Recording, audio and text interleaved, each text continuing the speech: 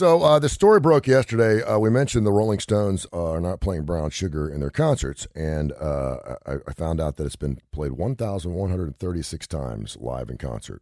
Brown Sugar was. There's only one other Rolling Stones song that's been played more live by the band. Do you know what it is? Jumpin' Jack Flash has been played the most played Rolling Stones song. I guess that doesn't sound like a lot of times. I guess that is a lot of times. When you think about it. Well, yeah, because you're only playing it once per concert. And you're not playing it every night. Yeah, but it is certainly one of their most played songs and one of the most beloved songs. Yes. For people that have never seen the lyrics of that particular song, it's about slavery, it's about heroin, it's about a black girl, it talks about whipping and all these other things. And so Keith basically said, "Oh, you caught on to that. You notice we're not playing that anymore." He said, "Yeah, maybe we just shelve it for a little bit, not to say we'll never play it." So they came out yesterday and officially retired the song from being played. And so on this date in 1962, at a time when political correctness had not been thought of, a 42-year-old actor, Rex Allen, sees his recording of Don't Go Near the Indians peak at number 17 on the Billboard Hot 100. The song tells a story of a young man who disobeys his father's advice and falls in love with a beautiful Native American girl, only to find out that she's his biological sister. Well, now that's a doozy. I was with you up until the last slide. And I was like, okay. So could you imagine someone releasing a song right now saying, "Don't go near the Latinos" or "Don't go near the black man"? Wait, so he was blaming her? Oh, but he was blaming her in the song? No. Okay. No, he just found out that he was told to stay away from her, and then he found out it was his biological sister. That's beside the point. Okay. I'm at a doctor's appointment yesterday with my son, and we were on this rubber-looking chair-looking thing. It was at Children's Hospital. And I was like, "That's pretty cool." And he's like, "I can't sit on it because my legs fall off." I said, "Well, sit Indian style." Is that okay? Oh, yeah. And I said, versus crisscross applesauce. Well, yeah, because which I had never heard of. Right off the bat, I was like, oops. And I just, and no one looked at me or anything. I was like, and I thought to myself, I'm going to bring that up tomorrow. Is it okay to sit? Is it okay? Because we even said that for years. Yeah. Well, and I'm being serious here. Because I am all about, listen, if I'm offending somebody and it's something, I'm not going to go, "That's ridiculous. That's the way you." If it offends you, I will find a way, or I will change my way, or I will, because I don't want people to be offended in any particular way. If I've offended anyone, I apologize. So is it okay to say you sit Indian style? You gotta ask. That's not it's a way of sitting. You gotta ask. But is that derogatory towards Indian? You got to ask someone who's a Native American. I mean, I think that's how you have to do all this. Like, so when I moved here, or when we had kids, and they were told to sit down crisscross applesauce, and my first thing was, "What the hell's that?" Oh, Indian style.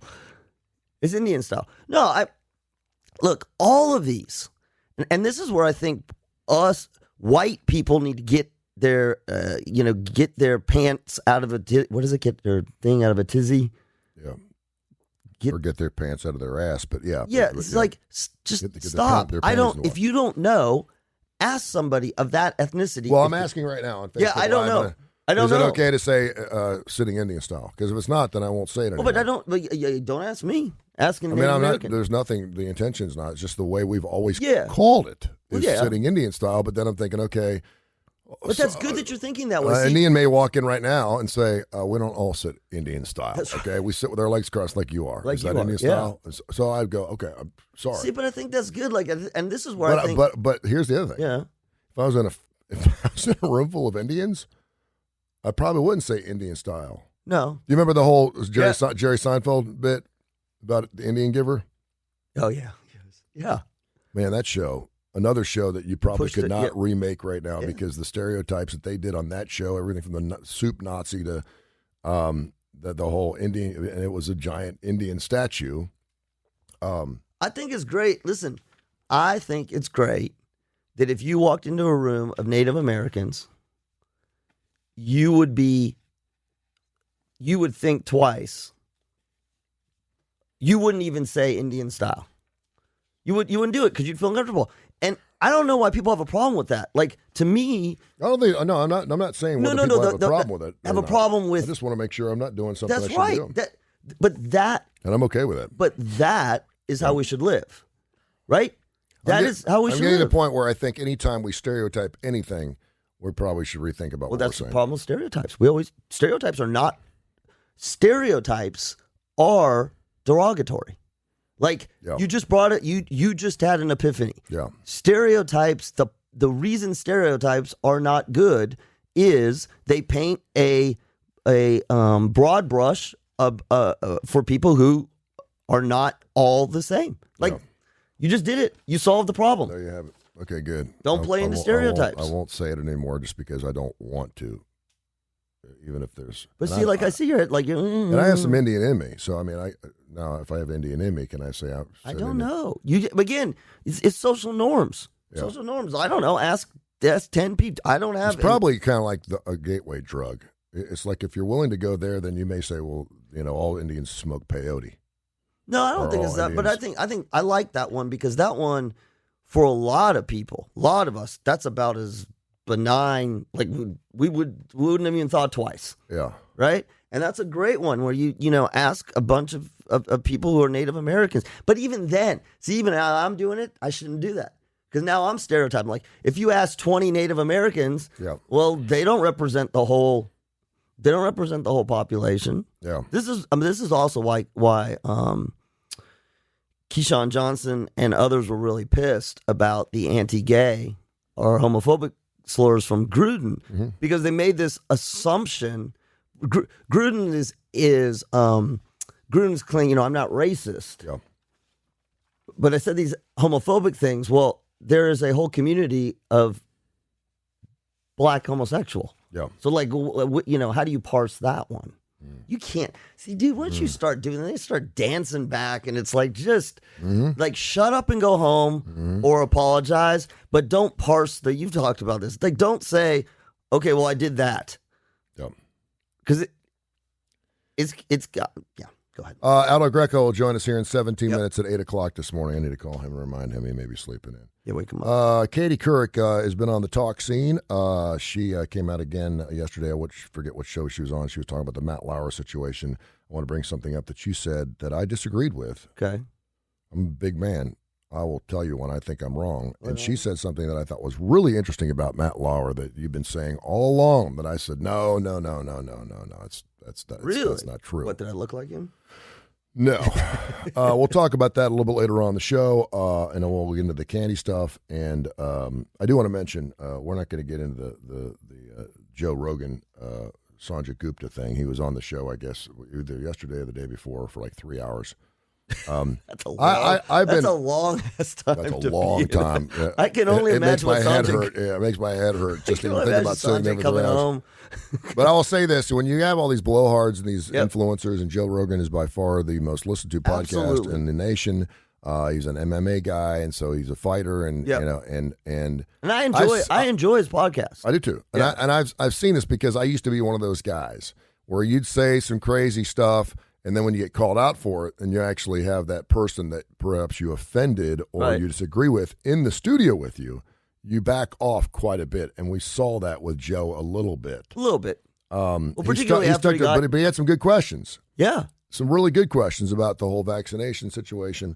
And so I just wanted to say that, I've had, for example, I've had priests that used to come on our show that knew my image and how crazy I was, and they, when Father Vu came in, the first thing he did is, Jesus, we pray for Tony Kurre and his mind and his mouth today so the right words come out. And so he thinks with Jesus in mind and thinks through his heart before he actually blurts something out. Oh, that is great. And I'm like, hey.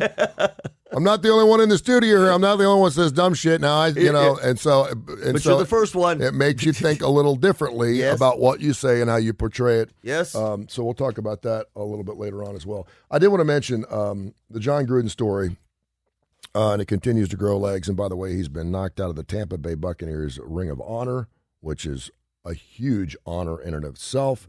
He's been taken off of the Madden games. He's losing everything. Jason Whitlock, at Whitlock Jason on Twitter, tagged Randy Moss's heartfelt, emotional plea towards the National Football League to do more for equality, for misogynistic, sexual, LGBTQ, the whole 9 yards, and a lot of people have seen it. Said yesterday, and this is tagged with @ESPN, We can't remain this weak and phony. John Gruden saying Maurice Smith has huge lips, which he does, can't bring us to tears. Are we really this weak? Does the white man's opinion of our lips mean that much? I like big lips. Never had a woman complain about them. Then someone, of course, hopped on and said, Durant had 2 hours of racist, sexist, and homophobic text messages, and none of these clowns said a word. Jason said, good point. Certainly didn't see Miranda Moss crying about that. Then he goes on to say, the man cried on national TV because John Gruden said Smith had big rubbery lips. You ain't built for this world if all it takes to make you cry is a 10-year-old email that states the obvious. To which Randy Moss somewhat basically said, I'd love to meet Jason one-on-one somewhere if we want to talk about this. In a dark corner? Yeah, but I found it really interesting because a lot of people shadow and kind of feel the same way that Jason does. Like, what's the big deal? Are we really getting that upset? I didn't look at the Randy Moss situation because just based on my experience of seeing African Americans comment on these things, and certainly we saw it during Black Lives Matter, that it is an emotional thing. Yeah. And that it doesn't go away and it never ends and people are fed up with it and he kind of felt like that Randy was kind of playing to his TV audience by doing this. So if Randy's and he might have been, I don't know. So if he's playing to his TV audience, which we don't know, then you're right. Come on. But which is possible. So and so let me say the other side. Cuz I think people don't understand. I think people miss this. This John Gruden case for someone like Randy Moss or any a black person, it's just the one more example. The crying is not because of what he said. It's the crying because of what he said plus everything that's going on. The constant, the generations. I mean, and people, again, people get all up in a tizzy about white privilege. We don't get this as white people. We don't get this. And so, to me, it would be, I always use this one because this is the only one that I can play. If someone made a comment about, something derogatory about Jews or Jews with big noses, would it make me cry? No. But as soon as I say that, I can hear myself saying that, I get a emotional feeling. I get a feeling of sickness that is far more than me and my big nose. I instantly start thinking about all the derogatory things that have been said about Jews. So that's the part I think we got to understand is people crying now or people being outraged now by what John Gruden said. It is what John Gruden said plus. Yeah, it goes much deeper than just him. We know that because we've seen the emails now. It goes deeper than just him big. If that, when it originally came out, it was talking about lips bigger than the Michelin Man or whatever it was because he called liars rubber lips. And he's like, I always call liars rubber lips, whether they're white, black, or anything else. Well, now we're realizing, and that's when he said, I don't have a racist bone in my body. And they dug a little bit, and 12 hours later, he's fired. You're right. But I was saying it's more than what John Gruden said. And I think, and again, I can't speak for black people because I'm not black. But for every black person, there are systematic situations where they've been looked upon differently, and maybe Jason hasn't had that in his life, and maybe Randy has. Yeah, and so it's more personal for Randy than it is for Jason. Jason's looking at his black and white, no pun intended. Yeah, a black and white situation. He said he had big lips. We're going to cry over some guy saying he has big lips. Right. Come on. Randy may have gone through a much more difficult time in his life as far as him being held back, told you couldn't do anything. You're a black man, you'll never make it in the world, blah, blah, blah, as opposed to a Jason. And I don't know. So from an emotional and personal standpoint, maybe that's where Randy was coming from. Unless Randy's playing his audience, which again, none of us have the right. I mean, Jason will you can say whatever you want. None of us know. But it's really interesting because, we mentioned Tony Dungy. Yeah. Said he made a mistake. He apologized for it. But what has Tony Dungy said since then? I haven't really heard I don't know. He hasn't been on television since then. So I'm kind of like, wow, so it doesn't mean that much to you, but it means a whole lot to this individual. I think it means a lot to Tony Dungy. I just think that this is the problem. And Tony Dungy is a former coach, and John Gruden is a former coach, and I think a lot of people look after their counterparts. Yeah, and we do this. This is us. right? This is us, radio hosts, TV hosts, the general public. This is us taking whatever little bits that we see, and we run with it. Yeah. And again, I was thinking about Max Kellerman was talking about speculation. Keyshawn was talking about speculation. And, they were saying we can't speculate. And then, the comment was, of course we can speculate. That's what we do. We take a little bit of information or a lot of information and we run. And we run and run. And we're having a conversation about it. And every other show is having a conversation. We're talking about it over and over and over again. And if you think about it, we don't know that much. Yeah. But that's what we do.